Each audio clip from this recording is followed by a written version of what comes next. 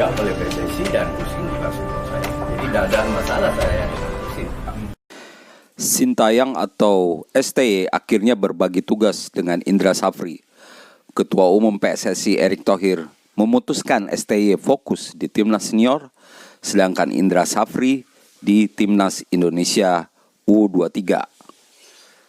Apakah ini membuat Timnas tambah kuat? Simak ulasannya di video ini.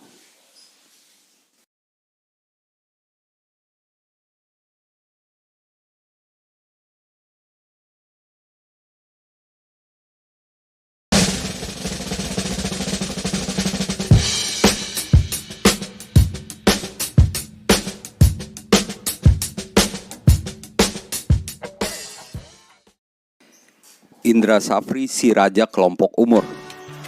Coach Indra Safri membuktikan kembali kehebatannya dalam menangani timnas kelompok umur. Tangani timnas Indonesia U22 di SEA Games 2023 Kamboja. Pelatih asal Minang ini berhasil membawa Indonesia juara dan akhiri paceklik emas cabur sepak bola selama 32 tahun. Ini menjadi pembuktian ketiga Indra Safri saat menangani timnas kelompok umur. Pada 2013, dia membawa timnas Indonesia U19 juara di Piala AFF U19. Sedangkan pada 2019 lalu, giliran timnas Indonesia U22 yang dibawanya menjadi juara Piala AFF U22. Melihat prestasi ini, Ketua Umum PSSI Erick Thohir menyerahkan timnas Indonesia U22 yang ada sekarang kepada Indra Safri. Soalnya ada dua agenda bagi timnas Indonesia U23, yaitu kualifikasi Piala Asia U23 di mana Indonesia jadi tuan rumah, dan Asian Games 2022 di Hangzhou yang sebelumnya digelar 2022 lalu tapi ditunda menjadi September 2023 nanti.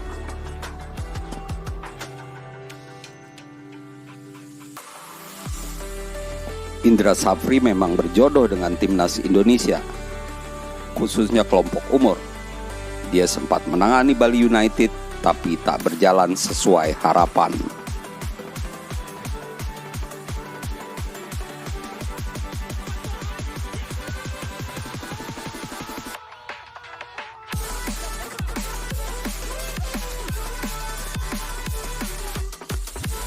STY Master Taktik penjinak negara kuat. Sintayong datang ke Indonesia sejak 2019 lalu. STY belum memberi gelar untuk Indonesia, tapi dia memberi fondasi kuat untuk Garuda. Gebrakan STY yang melambungkan pemain-pemain muda terbukti membuat Indonesia kuat. Menyebut beberapa nama seperti Rizky Ridho, Marcelino, Pratama Arhan adalah produk pilihan dan gemblengan STY selama ini. STY sejauh ini baru berhasil lolos ke final Piala AFF dan peringkat ketiga SEA Games 2021. Namun ada prestasi lebih mentereng, yaitu dia bisa membawa Indonesia lolos ke Piala Asia 2023 lewat kualifikasi. Seperti diketahui, STY berhasil membawa Indonesia menjadi runner-up pada kualifikasi yang dihuni Yordania, Kuwait, dan Nepal. STY juga handal meramu taktik melawan negara-negara kuat. Setidaknya 2 laga FIFA Matchday melawan Curacao dan Burundi menjadi bukti di mana Indonesia tidak kalah melawan tim dengan ranking FIFA lebih tinggi, dan bahkan ini membuat ranking FIFA Indonesia naik ke 149.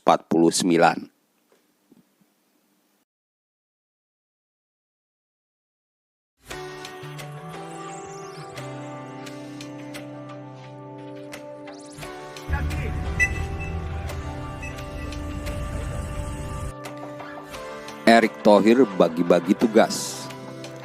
Prestasi di SEA Games 2023 membuat Indra Safri makin dipercaya PSSI. Awalnya dia memang hanya sementara menangani timnas Indonesia U22 yang tak bisa ditangani STY karena bentrok dengan timnas Indonesia U20. Namun garis tangan berkata lain. timnas Indonesia U22 juga yang membawa Indra Safri berjaya. Namanya harum berkat keberhasilan membawa emas di cabur sepak bola yang sudah ditunggu selama 32 tahun. Erick Thohir pun memberi komentarnya soal pembagian tugas ini. Untuk Asian Games kan kita juga ada kualifikasi Piala Dunia untuk 2026 yang dimulai Oktober dan November. Lalu kita mau training camp 3 minggu mulai 20 Desember untuk Piala Asia. Jadi alhamdulillah saya punya 2 coach jagoan. Nah, kita bagi tugas, kata Erick Thohir. Dan saya sudah bicara ke mereka dari hati ke hati. Kita harus kompak, harus bersatu ya.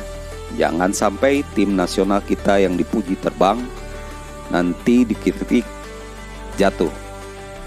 Ini kita harus jaga, jadi kita benar-benar harus persiapkan. Euforia sudah selesai, kita persiapkan yang lain, katanya.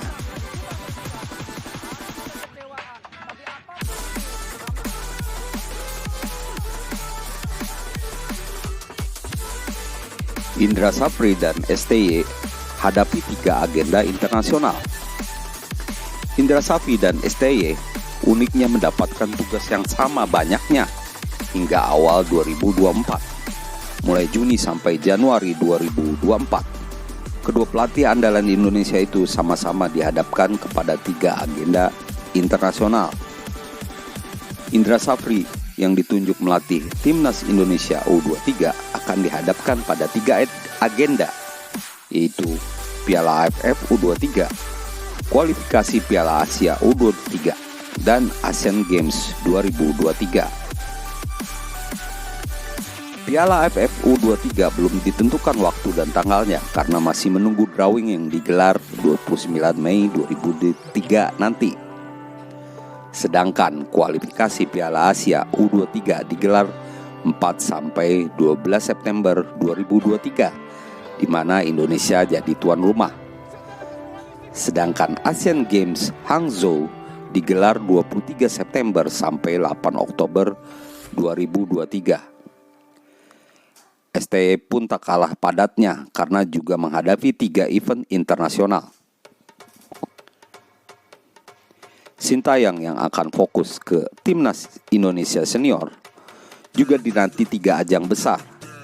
Ajang itu adalah FIFA Matchday 2023 pada 12 sampai 20 Juni dan juga 4 sampai 12 September. Lalu ada kualifikasi Piala Dunia 2026 di mana pertandingannya akan digelar mulai tahun ini. Di antaranya pada 12 sampai 17 Oktober dan juga 16 sampai 21 November 2023. Ajang ketiga adalah Piala Asia 2023. Ajang itu akan digelar pada 12 Januari hingga 10 Februari 2024 di Qatar. Indonesia masuk ke dalam grup D di ajang itu, sehingga akan bersua Jepang, Irak, dan Vietnam.